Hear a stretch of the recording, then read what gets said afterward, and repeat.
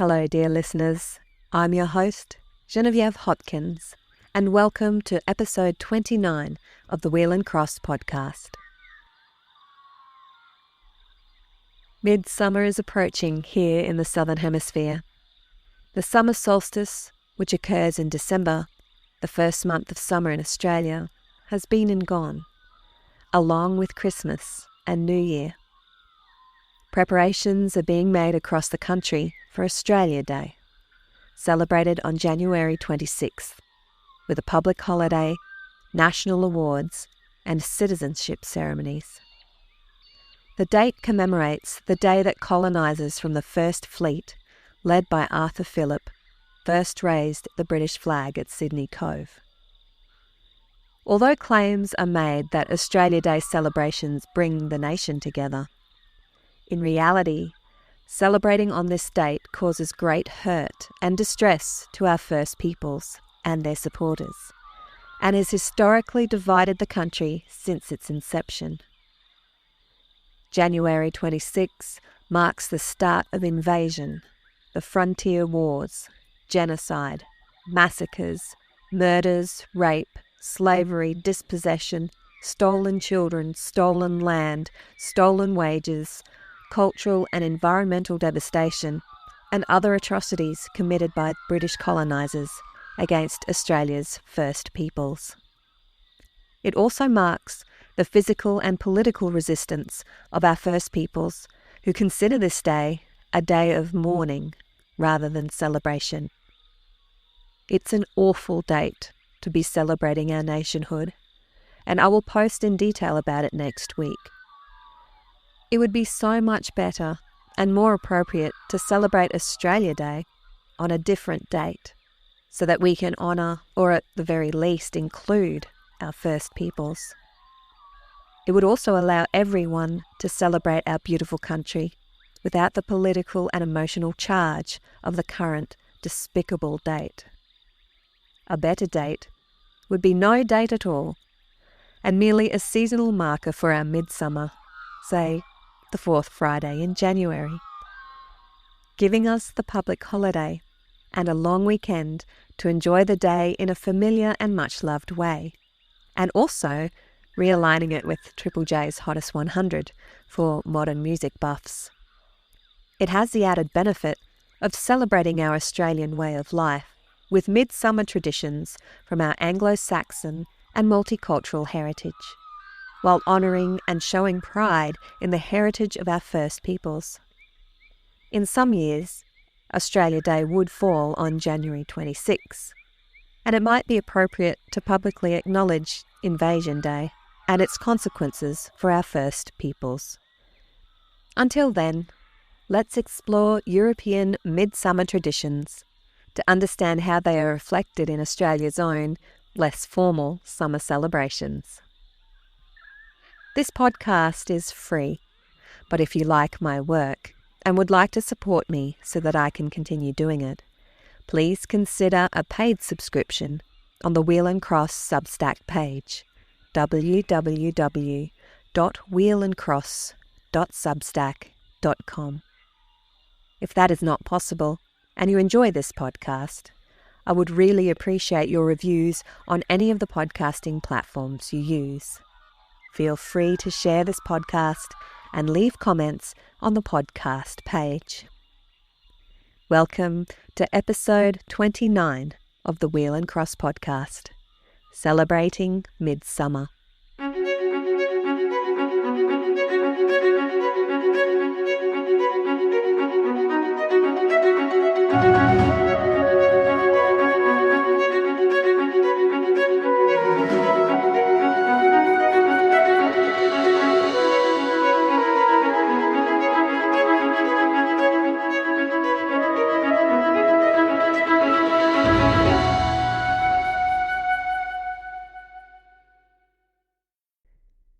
As always, I would like to acknowledge the custodians of these lands on which I work and live in Australia's capital region, the lands of the Ngunnawal and Ngambri people, and I pay my deep respects to their elders past, present and emerging, and to all First Nations and First Peoples across Australia.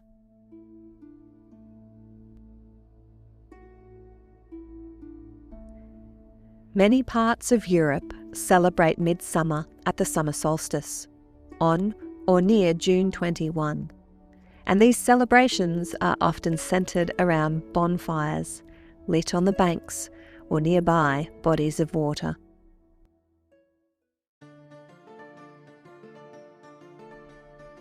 When midsummer comes, with bavens and broms, they do bonfires make, and swiftly then nimble young men run leaping over the same.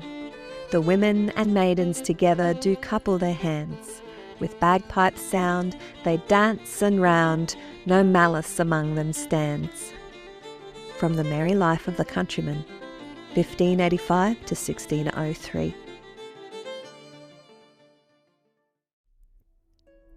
These pre-Christian traditions sometimes involved rolling a burning cartwheel down a hill to a river. This was first documented in the 4th century as part of the pagan Midsummer's Eve celebrations in Aquitaine, southwestern France. These customs survived in many places despite of or through merging with Christian beliefs, and the celebration day for St. John the Baptist. A 13th century monk from Winchcombe in Gloucester, England, recorded how St. John's Eve was celebrated in his time.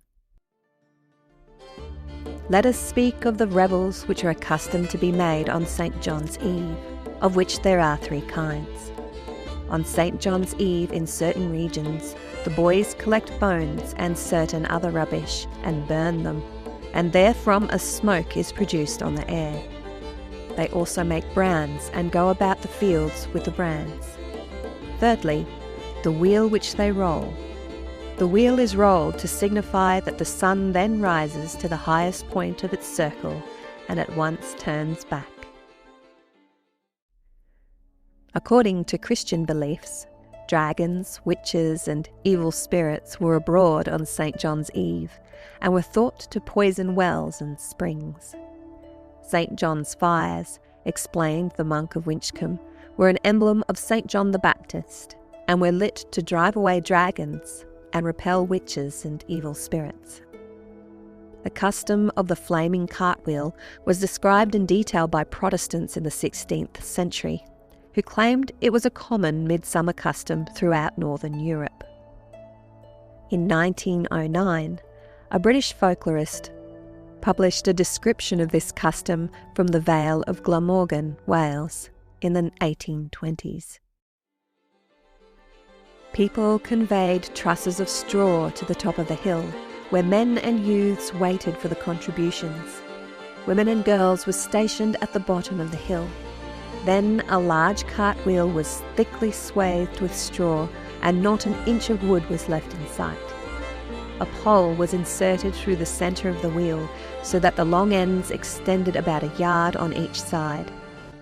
If any straw remained, it was made up into torches at the top of tall sticks.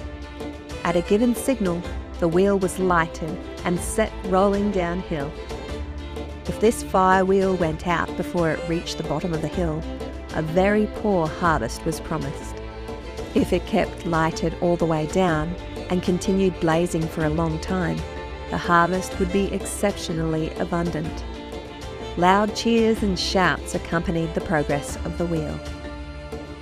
From Folklore and Folk Stories of Wales, 1909, by Mary Trevelyan.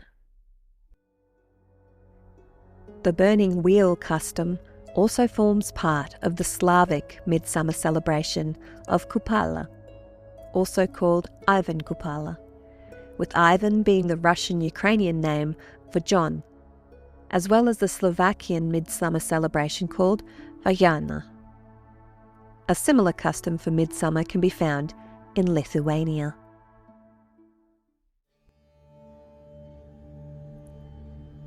It is a festival of simple people, connected with the veneration of fire.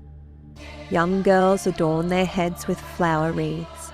A tall pole with a wooden wheel soaked in tar or filled with birch bark is hoisted at the top of the highest hill in the vicinity. men whose names are Jonas or John set the wheels on fire and make bonfires around it. In some places, a second pole is hoisted with flowers and herbs. Young people dance round the fire, sing songs about rye, play games. Men try to jump over the fire. The burning wheels on the poles are rolled down the hill into a river or a lake at its foot, men jumping over it all along. From The Lithuanians, an Ethnic Portrait, 1991, by Juozas Kudirka. Bonfires are also an important part of Scandinavian midsummer celebrations. Communal bathing in water like rivers, lakes or sacred springs, or steaming in banyas or saunas, for those who do not have easy access to bodies of water, was an important custom for those celebrating Kupala. It was believed that all evil spirits, like the Rusalki or the Vodyanoi, left the rivers and lakes on Kupala Day, making it safe to swim until Elias Day at the start of autumn. Living water from flowing rivers, clear lakes and springs was believed to be endowed with revitalising properties and magical powers on Kupala night. Wreaths were thrown in the water, and if they floated, it meant good luck and a long life or marriage. Midsummer celebrations often involved picnics and festivities away from cities and in the natural landscape, usually near bodies of water. The erection, excuse the pun, of a midsommerstang, or maypole, garlanded with flowers, is integral to midsummer celebrations in many parts of Scandinavia, and is a remnant of pagan fertility rites. Women and children across many European cultures collect wildflowers from fields and forests, making garlands to wear, or using flowers for love divination.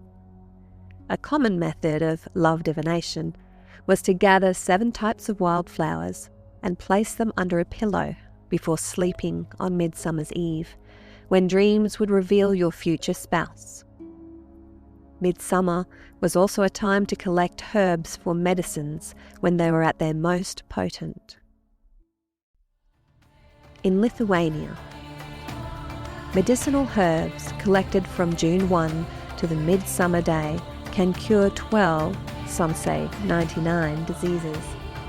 There are girls who save their Midsummer Day's wreaths all the year round. Great importance is attached to the Midsummer's Day fires. Its embers are brought home to make the hearth fire, and its ashes are spread in the fields. Young people play games all through Midsummer night, until sunrise or until dew falls out. Girls float wreaths on rivers to find out their prospects for marriage. The farther their wreaths float, the sooner they will get married. It is also very important which bank the wreath will stop at. Sometimes a burning candle or a bowl filled with burning tar is fixed in the middle of the wreath. A great number of Midsummer Night superstitions and customs are similar to those observed on Christmas Eve. A girl will marry the man whom she will see in her dream, walking along the straw placed across the bowl of water under her bed, or who will dry his face on the towel placed beside her bed.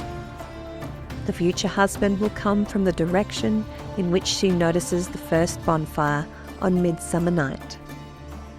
From The Lithuanians, an Ethnic Portrait, 1991, by Juozas Kudirka. Garlands developed into magnificent floral crowns called vinok, worn by Ukrainian women and children at midsummer. You can see some beautiful examples of vinok on the article that accompanies this podcast. Lighting bonfires during Australia's hot and dry summers is a pretty silly thing to do, and it is illegal in areas where fire bans are in place. Luckily, even on total fire ban days, we can still have our most sacred of Aussie customs, a barbecue, preferably near the beach or other body of water, including the backyard pool. Triple J's Hottest 100 is a fantastic excuse to host a midsummer party.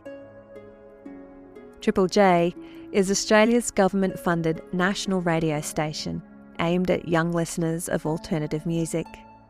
It began broadcasting in 1975 and is a division of the Australian Broadcasting Corporation, or the ABC. From mid-1992 to 2017, the Triple J Hottest 100 most popular songs in Australia were counted down on Australia Day and were an integral part of celebrations for many Australians. However, the Hottest 100 countdown was moved to the fourth Saturday in January to avoid the heated political debate about the date of Australia Day.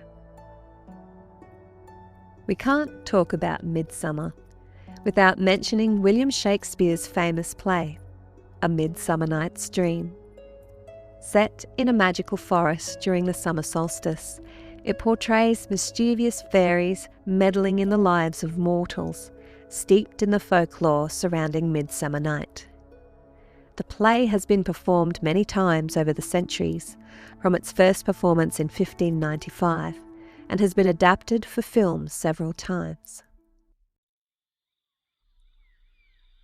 I hope you enjoyed learning about European and Australian midsummer customs and traditions. Next week, we'll explore the issues with celebrating Australia Day on a day of mourning for our First Peoples. In the meantime, I give you words from William Shakespeare's A Midsummer Night's Dream. I know a bank where the wild thyme blows, where oxlips and the nodding violet grows, quite over-canopied with luscious woodbine, with sweet musk roses, and with eglantine.